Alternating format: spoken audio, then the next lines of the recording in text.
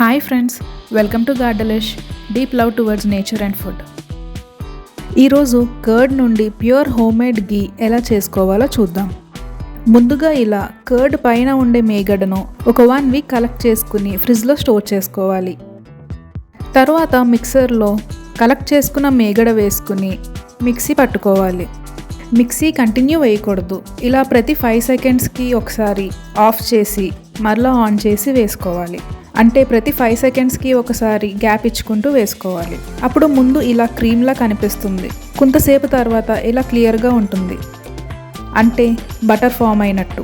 ఇప్పుడు ఒక బౌల్ తీసుకుని కొద్దిగా వాటర్ వేసి ఇలా బటర్ తీసుకుని వేసుకోవాలి. తర్వాత కొద్దిగా వాటర్ వేసి ఇలా తీసుకోవాలి. ఇప్పుడు స్టవ్ ఆన్ చేసి బాగా లో ఫ్లేమ్లో పెట్టుకోవాలి. ఇలా మధ్య మధ్యలో కలుపుకుంటూ ఉండాలి.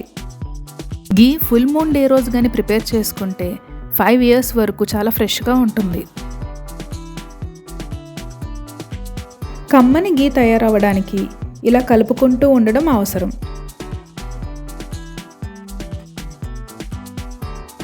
కొంతసేపు తర్వాత ఇలా కలర్ చేంజ్ అవ్వడం చూస్తాం.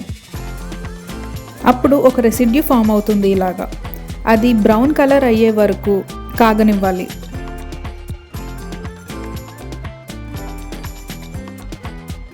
ఇప్పుడు గీ కూల్ అయ్యాక ఒక గ్లాస్ జార్లోకి స్ట్రెయిన్ చేసుకుంటే చాలా కాలం స్టోర్ చేసుకోవచ్చు.